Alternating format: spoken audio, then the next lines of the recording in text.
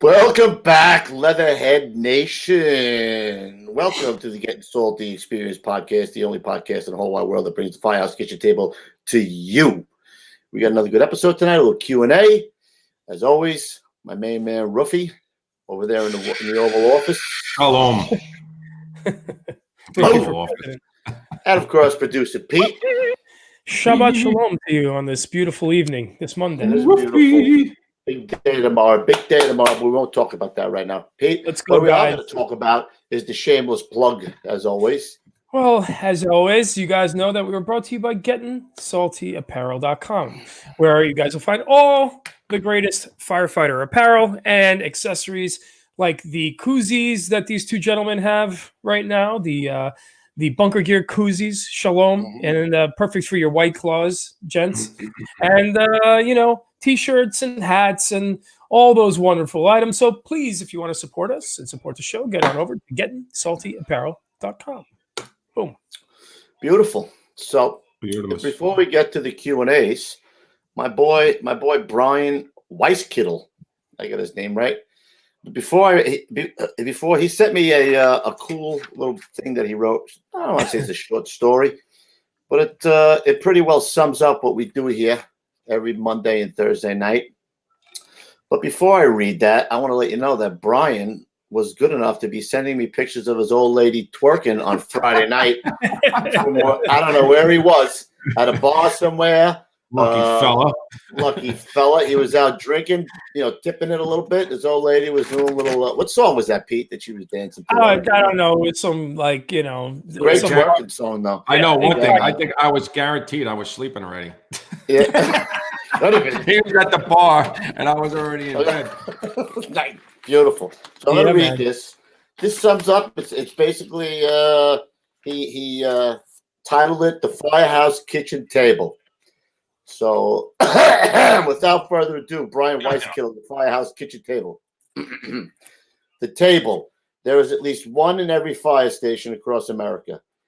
It is a simple structure, usually made of wood, with crappy chairs given to us, usually from the state surplus, that are bad for our backs.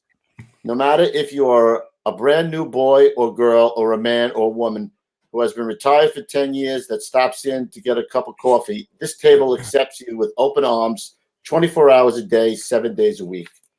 This table sees triumph and tragedy. We gather here to celebrate, I don't know what this is, getting ROSC on a cardiac arrest or pulling people out of fires under impossible circumstances. We gather here to deal with losing babies and losing fellow firefighters to senseless deaths. We gather here to get through divorces and brag about the births of our children.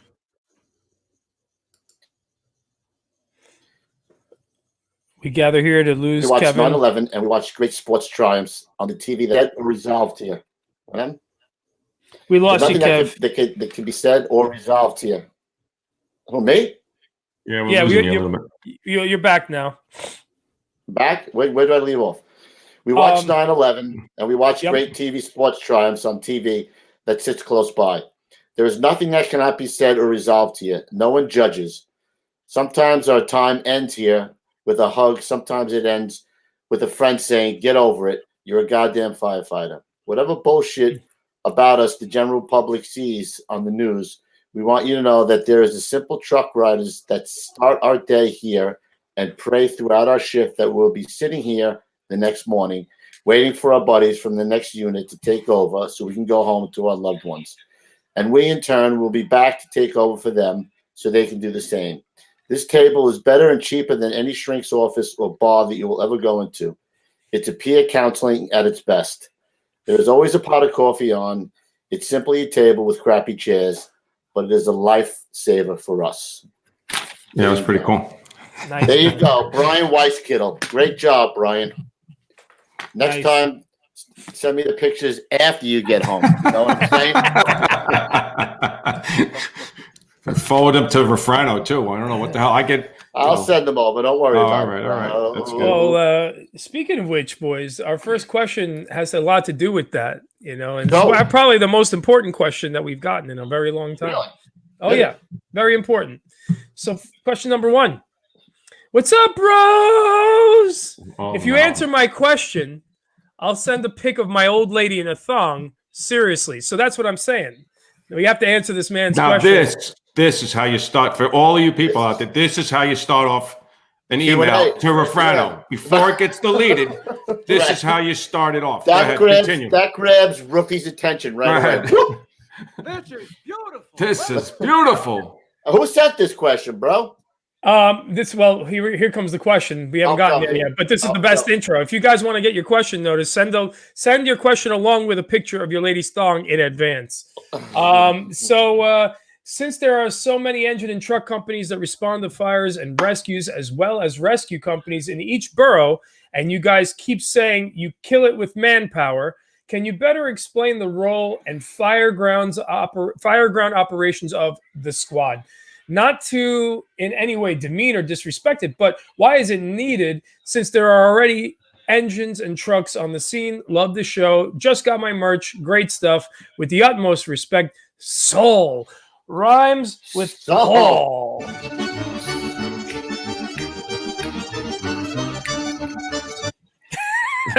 Never gets old. Never gets old. Hello, Soul. What's going on, Soul? What's going on, Soul? So, Soul, send us that picture. How many more guys can you fit in a room, Roofy? At least five more. Five more. We have assigned spots just like the rescue has. So we've probably gone over this in the past. The chauffeur goes to the line. We have a floor above team. A guy that goes to the 5th floor, right? And a man that goes to the roof. Mm-hmm. Right. And a man that goes to the roof. Yeah. So what he's saying is it's true. Why do we need more? Right. But basically, you got to do whatever the chief needs. If you pull up as a squad, which means you're a truck, if the chief says to you, "Hey, I need a line over here," you drop your tools and you go stretch a line to wherever you need it. Basically, you fill the gap. Fill in the gaps. When like a couple of the rescue guys that have been on the show, we took some work from them, depending on if we got in first. So whoever gets in first is generally, if it's a pretty good job, that company would probably work. The other company would probably stay outside, and if something went bad, then they would fill the gap, and he would have somebody, along with the fast truck. But initially, the squads were made up, and they threw a bone to that, to the squads because we were doing the hazmat end as well. So that's how that came about. So they just threw us a bone. And then besides the fact that you guys can get 5 more guys in a room or whatever. We love 5 more guys in the room. But besides that, it's also that you guys have specialty skills to add as well. So he's talking about fires. We're laughing. We're making a joke about, Right. No, I know what you mean. But I mean, like, you get the skill set as well. Yeah. Speaking of throwing a bone, now Saul can throw us a bone and send us a picture of his old lady in his thong, bro. Let's go, bro. Is he in the room? Let's go, Saul. Get it That's up. really the only reason we picked that question, by the way. That's the only reason I forwarded that question over to Pete this morning. Super important, like I said. Exactly. Okay, here we go. Question number 2. What is the difference between a 1075 and an all hands? Can it be an all hands right from the start, or does it always start as a 1075? Thanks, from Kyle. Okay, Ruff, you take that one. So 1075, when you give that, if you're the first arriving unit, you give a 1075. You're requesting 3 engines, 2 trucks, and all of the companies that follow that. When the chief gets there, he gives it all hands. When he gets there, he's basically giving it all hands for the status of the fire to give that to the dispatcher. So the bigger chiefs, wherever they are down the road, the borough commander, all those guys, they kind of know what's happening. And then it could go all hands, extra engine and truck, probably will hold, all that stuff. So that, and then under control. So probably will hold will mean, if the chief gave that, he's going to hold the companies he has there. And in his eyes right now, it looks pretty good. And 99 times out of 100, it'll go under control. So, but I've heard companies give all hands on arrival because, they want, all hands means that everybody, the 3 and 2, everybody's working. Everybody's working. All hands going to work. So that means everybody on that box is going to work. There's nobody standing in the street. So correct. That's that. Okay. Cruising right through tonight, boys. Moving on. Question 3. Oh, beautiful. Hi. I'm sure Lou and Kevin have this department order somewhere. It's the official FDNY order creating the 5 squad companies on July 1st, 1998. As a matter of fact, I have it. We'll look at that in a moment. My question is, how did the few remaining members who stayed in the various squad companies cope with the change of becoming a SOC company? I noticed that 252, 61, and 270 seem to have kept the most respective company members, where squads 18 and 288 took on the most new members from transfers. Stay low and go from Joe Scoop Sperber. Oh, Joey Scoops. Joey Scoops. It didn't really go well from as it on a whole. It did not go well with the old guys, because it was anytime you have an influx of a whole bunch of new guys with a whole different attitude. Some of the guys worked out, but a lot of them wound up moving on after that, or a lot of them were asked to move on. I think in 288 we only had Tony Tito and who was the other guy? Weinstein, and Jay never worked in the Firehouse. He had cancer, so they let him stay in 288 as a member. So we really only had one guy that stayed. The other ones, there was a lot of clashing, a lot of button heads. You know, anytime somebody's coming into your house telling you how things are going to happen, it's not going to work out, man. And it didn't. Some of them did. Well, those guys, they had the option.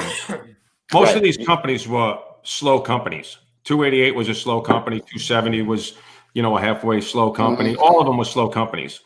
So when they made the squads, those guys had the option to stay there, and they had to do certain things. I don't remember the whole scenario, but most of those companies, 252, 61, 270, most of those guys stayed, and they did work out. And they got an influx of other company, other firefighters. But 288 and 18, most of the guys didn't want to stay, so they left. Yeah. So hey, Petey, it just worked out that way. Pull up 288 up.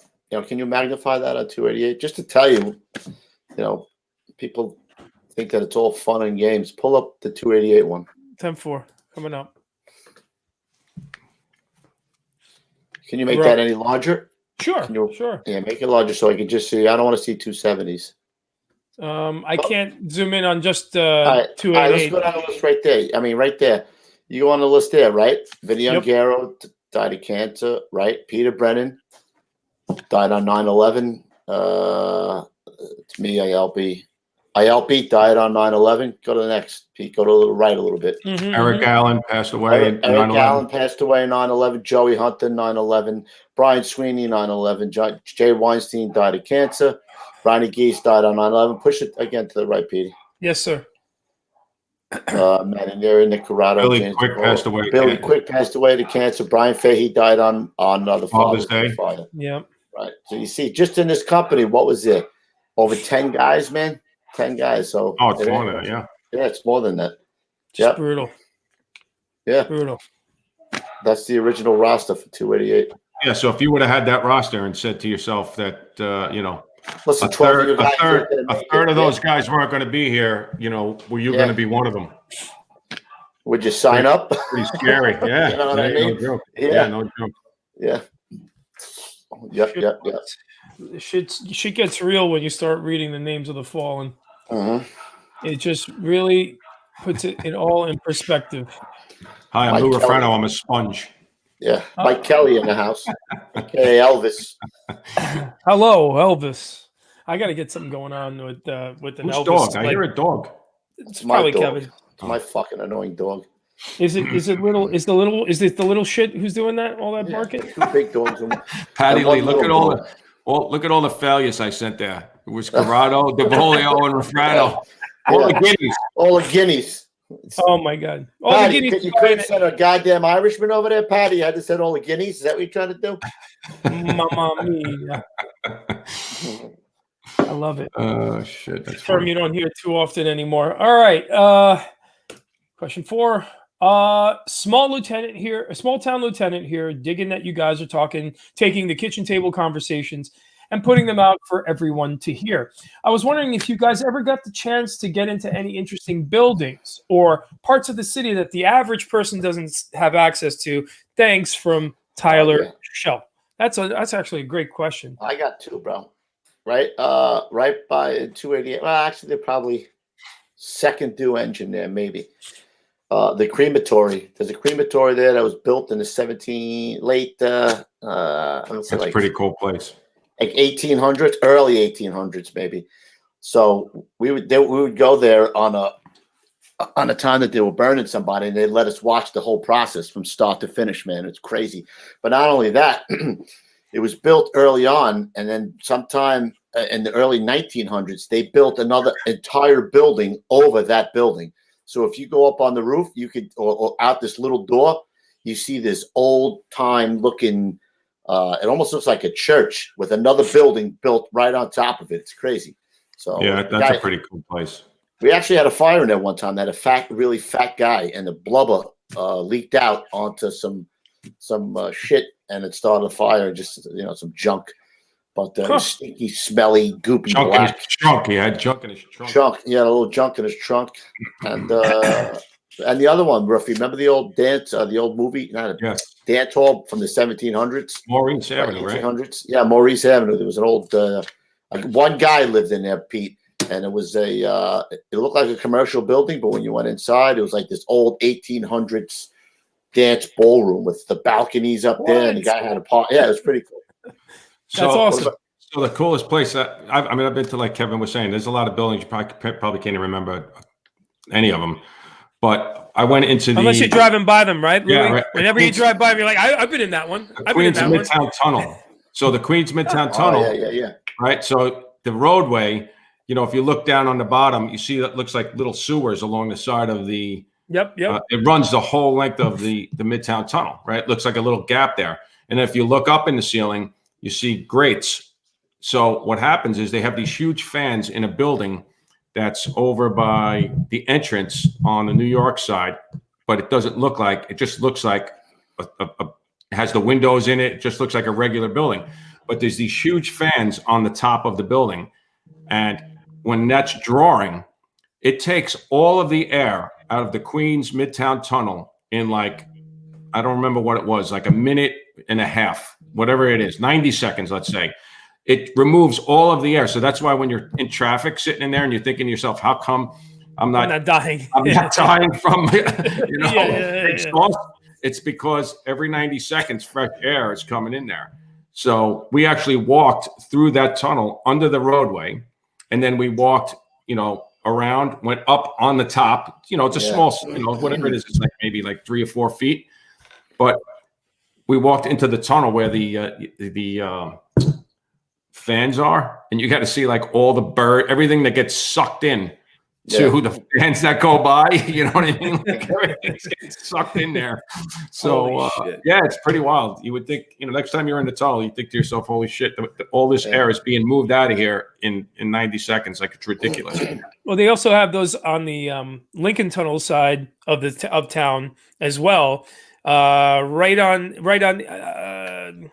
by Chelsea Piers area and stuff like that. There's these big, off on a dock, those fans and everything. The same exact situation, but they're a lot more obvious. I did not know they were in a regular type of building. This is you would walk right past it. You wouldn't even know what it was. Yeah, they have it set up like that so nobody sabotages it, I guess. Yeah, that's awesome. 2 questions from the chat real quick, guys. There's one from Andrew Walter.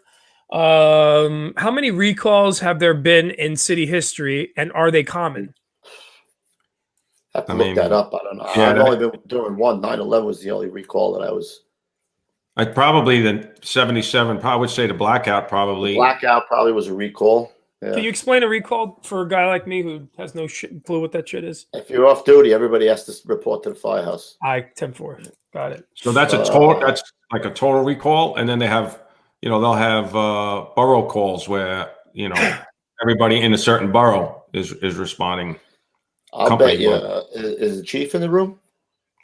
Who's that? Oh, Firehouse. I don't know if he's in. Patty Lee might know. Grab Eddie Various really old fossil, and he might know. Hey, there you go. There's Chief Clayhouse. I got another one too here from John Albanese. He's saying, "Hey Pete, great show as usual. Can you please ask the legends, that would be you two, do the firemen get to be the boss on a tour, or does it have to be a bona fide boss if the assigned boss is off sick or whatever?" I only got to be the boss once. If your officer gets hurt, they usually ask the senior guy to finish the tour as the officer. So I had it once, and the only time that I had a guy miss the goddamn run. He slept through a run. I'm like, the only time I got one run, and the guy slept through a run. Most of the time, the senior guy is the chauffeur. So I think that it's the if anybody's on the list, they actually take somebody who's on the list. If you're on the list to become an officer, but I also, it's a tradition in the fire department that if you're getting promoted shortly, that the boss will switch seats with you. So I've done that plenty of times, and it happened to me too. With Captain Evans, did the same thing for me. And I actually he caught a job. He was cutting the roof, and I was standing there holding the flashlight. We talked about that, but yeah, that's a common thing too. So guys will switch up if they're getting promoted, and then the boss will ride in the back step. Okay. Here's another one, boys. It's a two-parter from a guy named Pete. Hey, a good name. Hey guys, I've got two questions. Number one, what's some advice you can give someone who is just learning to drive the rigs? So let's do that one first. Kev, you want to take that one, chauffeur? Hold on a second. Just grab the Chief Clearhouse's answer about recalls. The recalls were very common before. Recalls were very common before overtime pay was required. My father would get recalled for snowstorms, hurricanes, etc. In later years, only large-scale incidents were qualified. There you go. Money. Yeah. What was the question, Pete? I'm sorry, bud. So what? No worries. That's good. Good answer, Chief. Good to see you, buddy. What's some advice you can give someone who is just learning to drive the rigs? I'm assuming you'd want to take that, Kev. I'll definitely take one that I should have listened to my wife, honestly. Is wear some kind of hearing protection.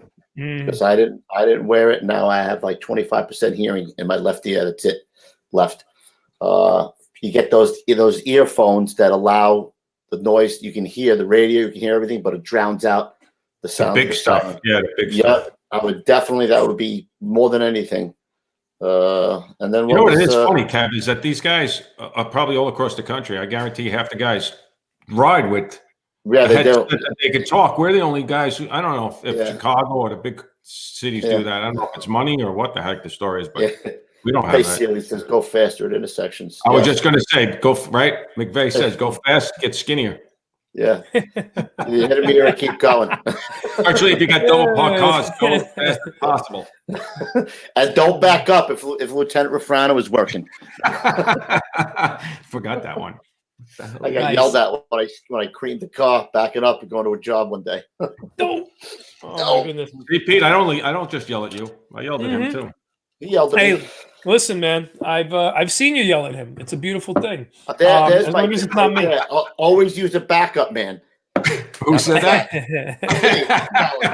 Always use a backup, man. Because I had a backup man that said stop after I hit the Chinaman's car. Yeah, that's what I heard. I heard the rig go. I heard the rig backing up. We went past. We drove. I just happened to look to my right, and that was a street. And the job was on that block. So I looked at Kev. I'm like, it's on this block. But by that time, we had already passed the block. So I jump off, and now I'm kind of walking, hustling up to see what's going on. And the rig is backing up. And as I'm walking down my back to the rig, I hear beep, beep, beep. Stop! That's what I heard.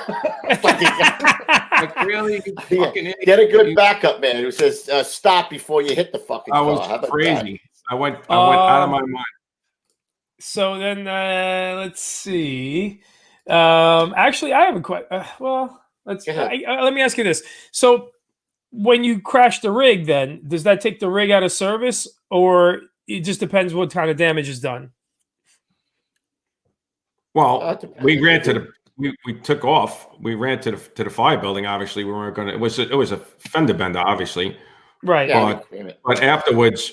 I didn't even think I scratched the rig. Our rig.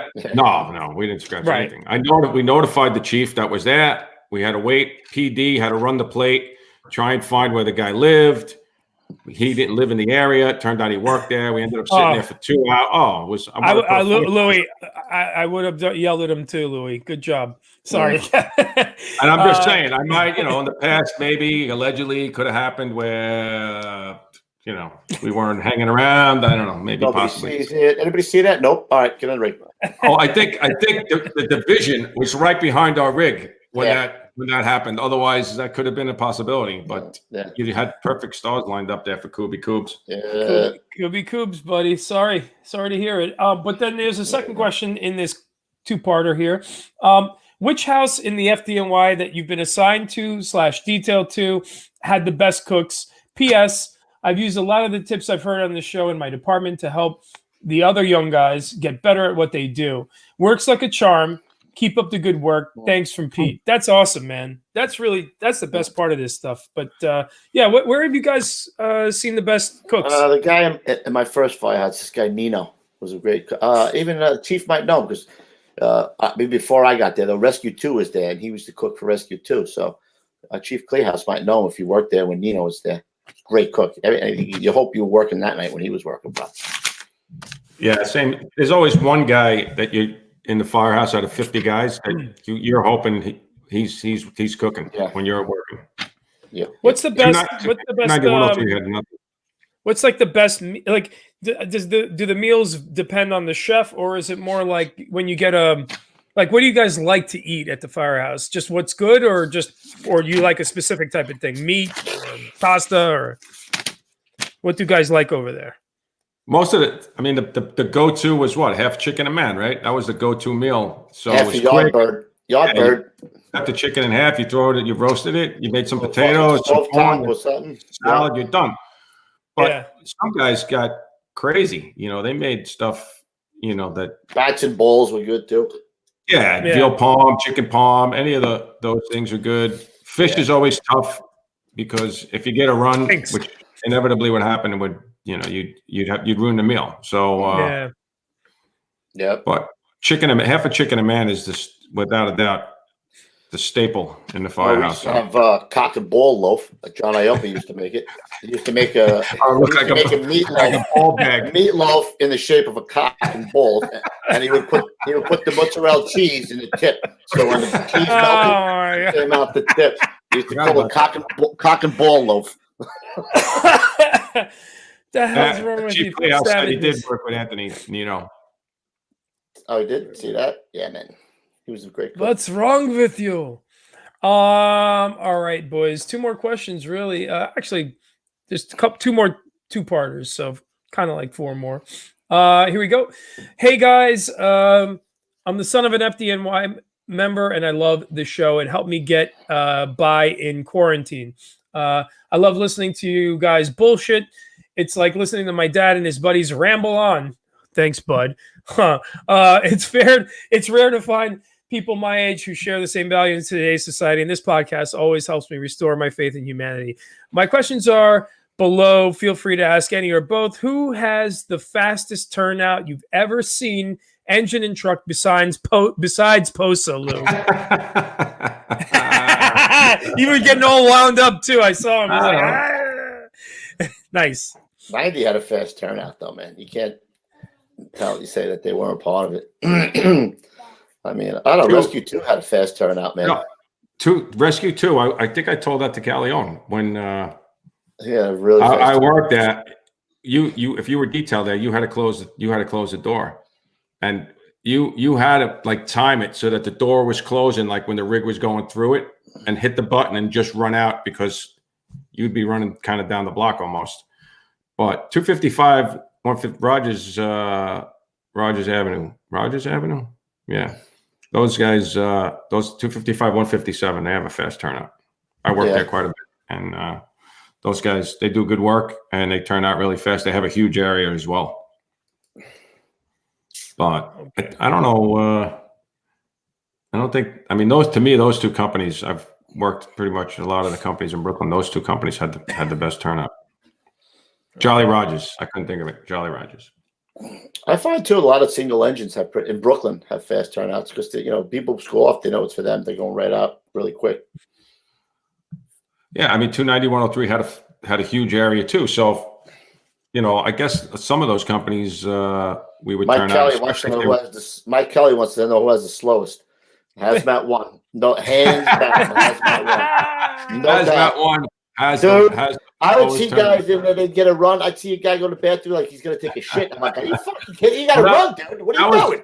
That's not now. That was kind of when we got there. Those were the old timers at. Those guys do a better job now, but I would say hazmat with that. Well, they don't have a quick response anyway. Right.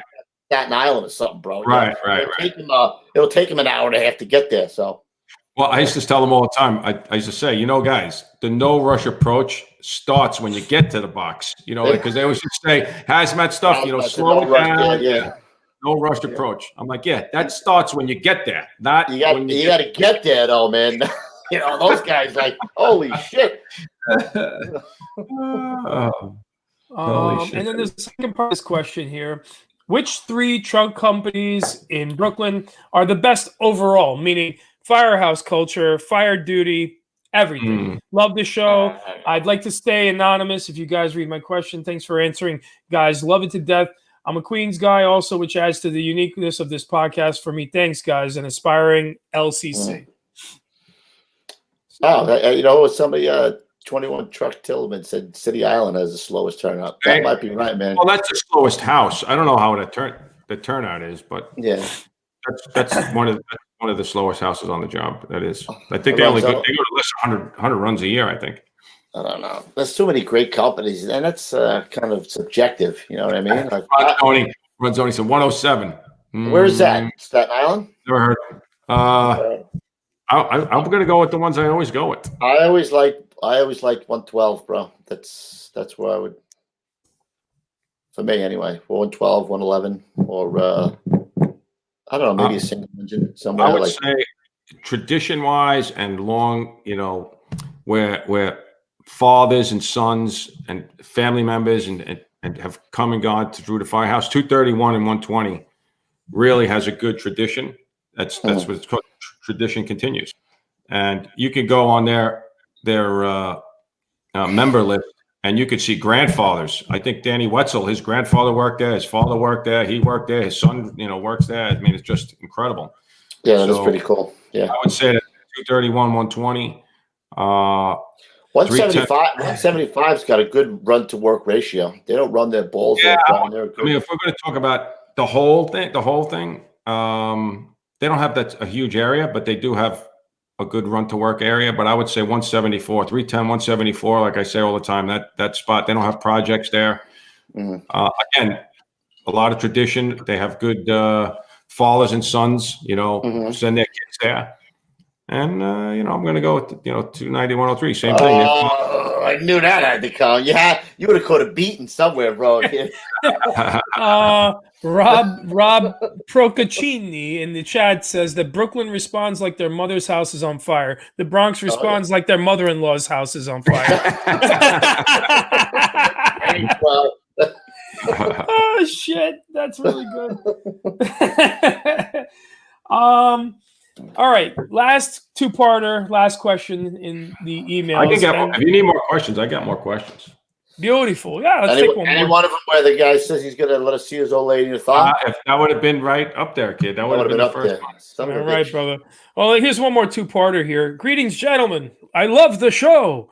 When I can't watch it live, listening to the podcast eases the pain of commuting in traffic or completing mundane domestic chores. So keep it up because it is greatly appreciated. Well, thank you, sir. I have two questions for you, and I apologize if they've been asked already. Number one, are there any departments besides the FDNY that you would like to buff? I know which one. About that already. I said Kentland, right? Yep. Yeah, and there's another one too. I would say definitely. I would say Detroit. I knew you were going to say that. I don't know if they're still even. I mean, I'm sure they're doing work. That's a wasteland up there, bro. Yeah, but I don't know if that's. I thought it was turning around. I thought they were knocking vacants down, kind of similar to. Mike Kelly called me a whacker. That was the first show. That's the first. That was the first thing you said on the first show. What's the difference between a buff and a whacker? Yes, that's the first thing you said on the first show. Yeah. Oh, interesting. I don't remember that far back. It's been a Mm. while now. And then the second part to that one is if you weren't firemen and purveyors of fine firefighting merchandise, what would be your dream job? I know this. Oh one shit! Wait, quit. Jeremy Hendricks asked this. All Guys. right. Highlight ahead. Mark Giannini's question and ask it later. That's so funny. Yeah. Uh, Oh God. Is that what you All did, right. Kev? I'll do that. I'll ask that one next. I'll ask that one next. So wait, if you guys, what would be? I know what you're going to answer, Kev, but what would be your dream job if you weren't firemen and purveyors of fine firefighting merchandise? That's coming from Jeremy Hendricks. Well, I was going to be a high school teacher, a high school history teacher before I took Nah, the but job. dream job. I know what it is. I know what your answer is. You do? Yeah. I mean, a dream job? Is that what we're asking? That was the question? What, like porn star or something like that? Wow, We wow. talked about this already on the beach a couple times. I would have gone into the military. That was Yep. one of them. Yeah. I would have definitely gone into the military because I like that kind of regimented. I can do that 24/7. So probably the military. Yeah. Yeah. What about you, Louis? So we're saying, I mean, I probably would have stayed on Wall Street. Unfortunately, I would have tortured myself. So it worked out perfect for me. That's how when I got this job. What's your dream job? Yeah, I probably hosting a show like Meat Eater. Yeah. Yeah. Ruffy the Hunter. probably maybe be an ice hockey player, like be a professional player, ice hockey player. Nice. Oh, man. there you go. That's cool. I got to tell you, I've worked with a lot of the NHL guys, Rangers, you name it, whoever it's been, from whatever team. Nicest humans I've ever worked with. I mean, sports guys wise, they're the best. No one's better than a hockey player. You're never going to meet a normal. I even worked with Sean Avery. And if you could believe it, the whole stupid job we did with him was he applied to be work at Vogue magazine. Yeah, he's a fashion guy. Actually. He's a fashion guy. So they sat him down between Winona Ryder and Martha Stewart at the Marc Jacobs fashion show. No bullshit. And I got a camera across the way. Now Winona Ryder sits down next to him, and he's spitting game to Winona Ryder. Oh no, man. he's incredible. He's Hey, nonstop. Listen, Winona Ryder. Dude, he's had some good. He's had some when he came to the city. When he worked in New York City on the Rangers, he had some ass, man. He had a lot of stuff going on. Well, listen, Winona Ryder was all up on him, and it was going down. I could hear everything. I had the headphones on, and Martha Stewart was turning around, going, She wanted a piece of that. What do you think of this outfit coming down the aisle? And he's like, Oh, that's over right. here, trying to get the used pussy to do over that. here, man. He used to do that. He used to do that, actually. Yo, let me ask you a question, Pete. Why do you use the same voice for Martha Stewart as you do for your wife? It's the same voice. Wow, chicka, wow, wow. Come on, man. Come on, man. Come on, man. All right. Go back to Mark. Yeah. So Mark Giannini, son of a bitch. Mark Giannini is asking, Producer Pete, ask what tools do you need to make a dead Firehouse fish look like it's still alive in the fish tank? Take said fourth fish that is the prize of Hazmat 1, and you take a wooden stick after you've been throwing shit in the tank that they tell you not to throw in the tank because people they think because it's piranhas you can throw hamburgers and all this shit in the fish tank. So they took a Matt Corliss's fish died, and I think actually Hazmat did it, didn't they? Didn't Timmy Regan do it? Yeah. Took a wooden stick and pushed it to the fish and put it by the filter so it looked like it would wait. It looked like it was alive for weeks until it started to like decompose, and then like pieces of it were falling off. So. Did the other piranha in the tank eat him at all, or no? I don't remember. But, oh my god! They could have been. I forget how they could. How did he know he was detailed there? How did he know that? I don't know how he knew, but that must be what he was referring to. Gene Bess in the chat is asking. Ask the guys if FDNY has CFR at the airports. Do we have CFR at the airports? Like a company there? I don't know what it means. I don't know either. All right. CFRD. I mean, we don't have companies there. We companies respond to there if somebody went down there. Yeah. If somebody responds to the airport first, but no. Okay. And then have you guys seen the Detroit Fire Department documentary called Burn? No. Let's check it out, though. Oh, definitely write that down. I want to see that now. Detroit. What? Burn is Detroit. Where is that? I don't even know. I'm out on the loop. Oh, Crash Fire Rescue, CFR. Wow, we are so out of it, man. We're old. I don't know what the fuck he's talking about. No, we don't. They have their own. The airport has their own fire department here in New York. And they don't let us in right away. Yeah. No, they don't let us in. They block us out a lot because we can't get in there unless we have to get an escort into the airport. Port Authority. That's the Port Authority. Yep. So weird. So CFR. Weird. We have no fucking idea what people are talking about, huh? So another one coming from the chat is you guys are talking about relieving guys early and having formal roll calls at the actual shift change times. Do you switch riding positions then, or do you already know when you come in what you ride where you're riding? You don't know when where you're riding until the officer comes down with the riding list and tells you where you're riding. So, or sometimes he'll ask the senior man to fill out the riding list. Most of the time, I think that if I gave somebody the irons, if they got a good position on the day tour or the night tour, I would switch it up, and they would either have the OV or the roof, the hooked or the roof second. So I would never, very rarely would I give somebody the nozzle or the iron for a 24. So I would always switch it up. You're a fair guy, Ruffy. That's how I do it. He knows how to do it. Beautiful. What is that? Velvet? What's going on? What's going on? That's it, boys, from the email. I sent you another one. Oh, you did? All right. Hold on one second. Hold on 1 second. Chief Kleehouse said that we used to have CFR until the 40s and the 50s, late 40s, early 50s. We used to have CFR rescue units in the airports. And then I guess I would imagine that the, took over. Port Authority. Boys, here's another one from the email. Thank you, Louis. And this will be the last one from the email. So, hey guys, love this show. You guys always talk about busting balls and the kitchen table.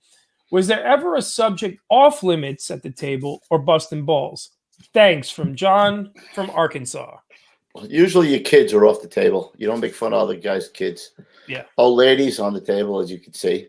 But usually kids were off limits. Yeah, I would say, unless it was especially, I would say kids nobody would really talk about that. I did hear a lot of times too soon, right? Like if something happened to you and it was really bad. Is it too early? Is it too early for that? Too soon? I'm sorry, too soon? Too soon? Is that too fast? Like, what's the time frame? Yeah. Like, is it a week, 2 weeks where we inevitably it would happen like fucking a day later, Of course, your house burnt down or some shit, just something happened to you really bad. See, somebody saying mothers. I used to break Blaze's balls about his mother all the time. Mothers all the time. Ask your old lady. He used to tell me, my buddy Blaze, he was hot for my twin sister. Somebody that Lou used to date, as a matter of fact, when we were kids. Oh. But anyway, he was always after my sister. And I said, I'm going to tell you this right now. I have a better chance of fucking your two sisters than your mother before you have a chance of getting at my sister, bro. So mothers are on the table, bro. Mothers, sisters, all of that shit. Yeah. You ever see the movie White Chicks? Kids. No. You got to go see that movie. There's a hilarious scene about mothers. You want to talk about mothers? You'll see the movie. You'll laugh. All right. 3 quick questions from the chat, and this will be that. All right. Dan Horton's asking, with Rescue 6 being something of a special occasion unit, how do they go about staffing it? Overtime? Rescue guys on their days off? They would pull guys from every firehouse. I think they first went for volunteers, right? They would take a couple of guys. You figure if you had 4 rescues and 7 squads, you had enough guys to pull. They actually manned that firehouse functioned as a firehouse for a certain period of time. I don't remember, but they actually had guys there. But on something like the chief was talking about, where you know, the hurricane was coming, and they were going to staff an extra engine in Staten Island or on City Island or whatever, then that would be on overtime if it was just for a day or two or something like that. But Rescue 6 was a funky thing. I don't remember the whole story with it, but they actually pulled guys from SOC units to man that. Right. So probably just needed 2 or 3 from every unit. If there's 5 rescues, I say 4 rescues, 5 rescues and 7 squads, you get 12. You know, so if you had 3, you have 30-something guys, 2 or 3 guys from every unit. Yep. Okay. 2 more here. From Owen Moeller in the chat. What are your thoughts on the remote operated tank beginning to be used by the LAFD? Saw it on the news a few weeks back. I want to know what you guys think about it. You guys see this thing or what? No, I didn't see it. I mean, you know what it is? You get a picture of it? What are they using it for? Like, what would be? The only tank I know is the guy in the fucking chat. Tank him is prime. Yeah. Yo, Tank, what's up, Blair? We love you, buddy. Not safe. I mean, LAFD remote operated tank. Let's take a look, and I can see if I can pull it up. That's interesting. Robotic firefighting tank. I got the video. Son of a bitch. Check this out. Hold on. Oh, shit. Okay, hold on, boys. What is that? Velvet's beautiful. Pete loves it. Pete loves this shit. It's just kind of some kind of cool looking thing, man. It's like a firefighting tank. Here it is. What is it? Velvet. Oh, so it's like they're using it to put fires out. Sorry, there's a little commercial here. Fucking voting commercial. If I have to see this thing one more time. Oh, God, my God. Look at that Hey, guy. let the guy vote. Why do you got to be so negative? Let the guy. All he's doing is voting. I just can't see this commercial just another time. It's too much. Vote. Tomorrow it's all over. 8 seconds, guys. Hold on. I'm sorry. 5 seconds now. This fucking commercial.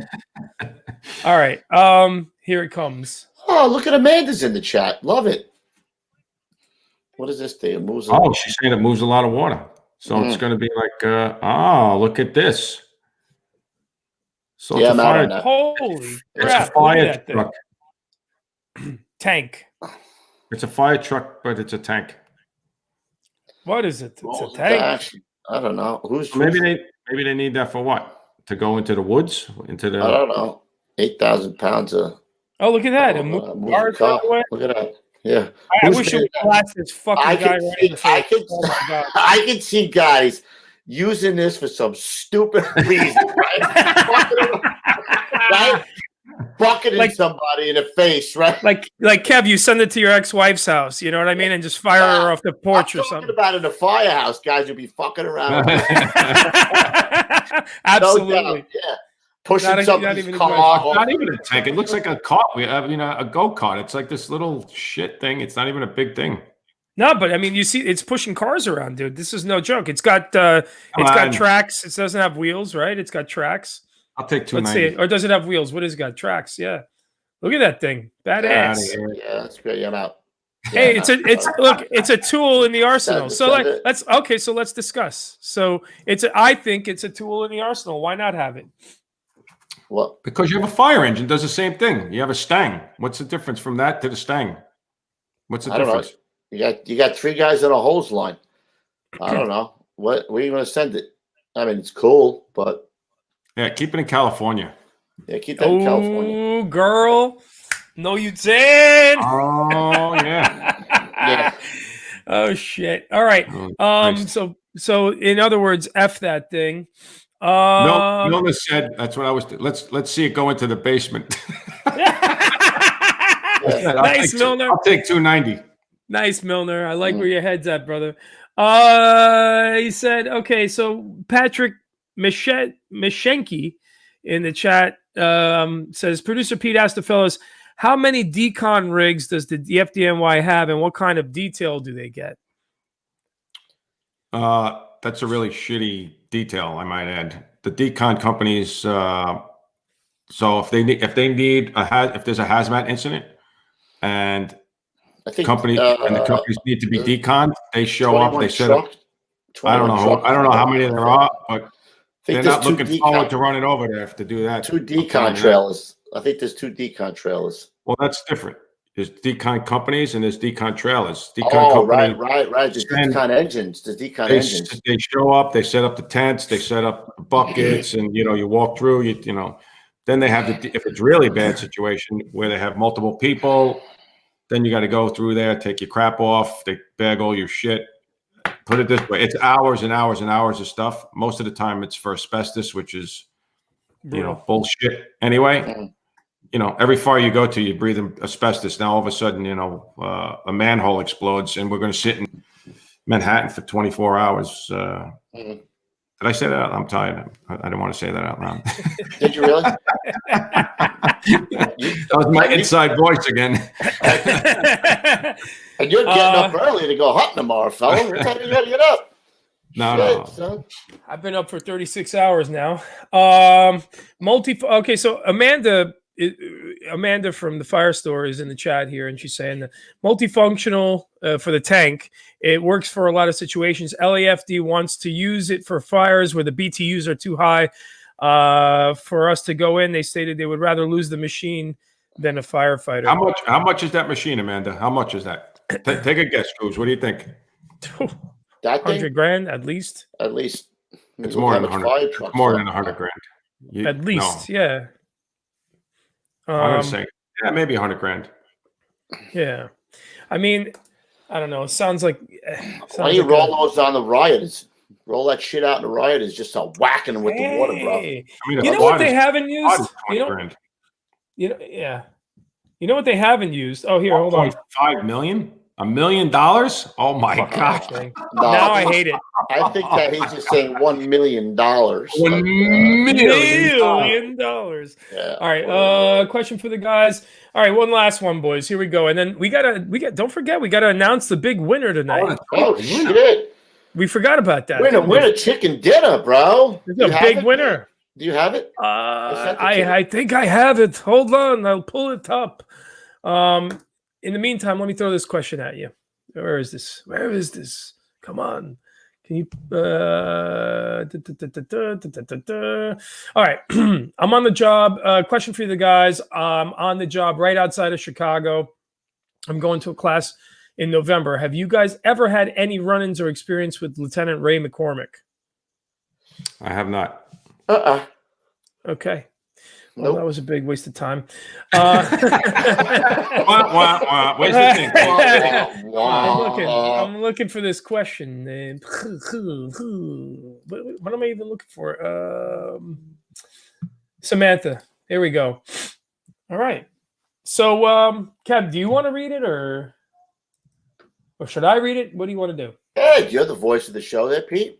Give you your best radio. And the winner of the contest is tonight.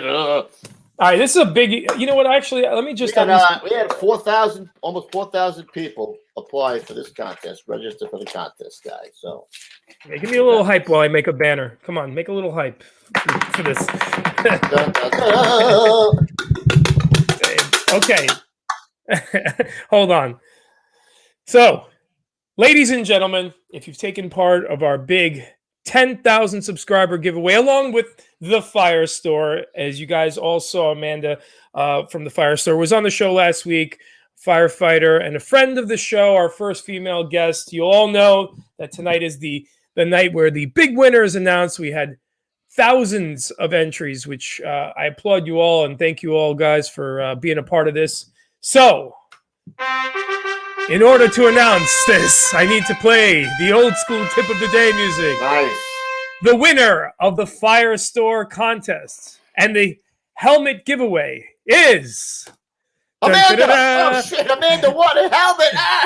Steve Demosiuk from Clinton Township Fire Department. There you go. 4,000 entries, you said? There was 4,000 entries? A little under, I think. Like 4,000 entries? 3,700 or something like that. Yeah, man. Steve Demosiuk from Clinton Township Fire Department. Hit us up at gettinsaltyexperience@gmail.com. But we need a little proof, right? We can't just have some random Steve Demosiuk hit us up, right? Yeah. So, AKA Mike Kelly. Well, you got to get the info from what's her name? Samantha, exactly. So Samantha will send us the information, and we'll send out your helmet. Steve, congratulations! Thank you for taking part of the contest. And guys, we're gonna have a lot more stuff like this coming up in the future. So keep your ears open, keep your nose to the grindstone, whatever else we gotta say here. You see what Kevin Malone wrote? He's not here. Pick another one.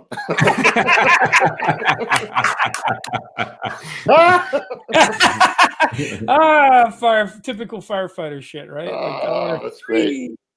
Very nice, Awesome. boys.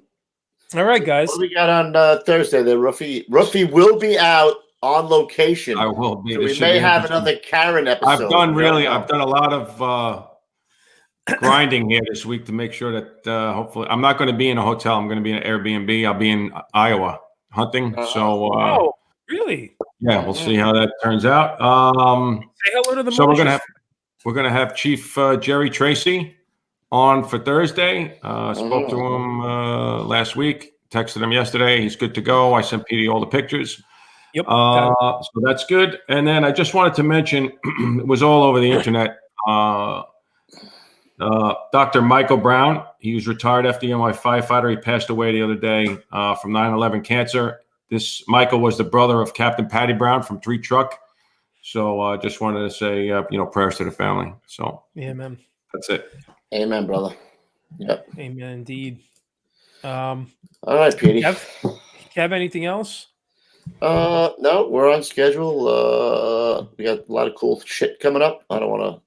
Ruffy doesn't like when I announce stuff too soon, so I'm going to keep it on the down low. I don't want to get you yelled at. So I don't want to get yelled at. So we got some good shit coming up. I'll just say that, and I'll leave it at that, Pete. All right. Take it out, fella. Well, ladies and gents, I apologize that you had to see my face tonight, and I'm working diligently at growing back my beard, which should be back by tomorrow evening because I'm Croatian. YouTube.com/gettinsaltyexperience. Guys, if you're already listening to this on a Spotify, iTunes, or wherever fine audio podcasts are found, you can find us on YouTube. So when you get to youtube.com/gettinsaltyexperience, take your filthy little booger hook and press the button, the like, subscribe, and share button. It helps us out a lot, guys. It really, truly does. The more we get that going, the more reach we have, and therefore, the more we can do, the more we can work with others, collaborate, and bring you guys contests like the one we just did with the Fire Store. So hit us up. Also, hit us up at Salty Dog Inc. on Instagram, where Mr. Refrano is up at 4:59 a.m. every day. And earlier. Yeah. Fucking A, man. And he's like, Come on, man. He's anyway. Oh, shit. There it is. Anyway, so hit us up there. Refrano's got some great pictures, and also you're going to get all your last minute information for the show. A lot of you guys aren't tuned in to what's going on last minute, and that's where you can find all the last minute stuff. Also, guys, I'm going to throw a new one in here that I don't often mention, but you'll get a lot of information on Facebook at Gettin' Salty Fans. That's nothing that we've done. It's a page that the fans have created. It's by you guys, for you guys. You get a lot of information there. And a lot of pictures of us drinking White Claws and whatnot. So that's all good. Last but not least, if you guys have questions or anything like that, not last but not least, head on over to gettinsaltyapparel.com. Again, if you want to support the show, t-shirts, hats, you guys know the drill by now. It helps us out a lot as well. First due at your old ladies box slides, right? They're in? No? Or they they're are. coming in? Yes, they are. No, they're in. They're on the site. Nice. I like those. Those are great for cruising around the house now in winter. And then last but not least, email us at gettinsaltyexperience@gmail.com. And if you guys do attach a picture of your old lady's box or a thong, your question will 100% be read on the show. Yep. That's right. That you know the way to our hearts, ladies and gentlemen. And do not attach any pictures of your husband's box or anything. Yeah, we don't want any of that stuff. No. None of that. No, 000. All right, guys. Gary's asking about the lighters. We're just waiting for the inserts to come in. The lighters themselves came in. We're just waiting on the inserts, and then we'll get them on the website.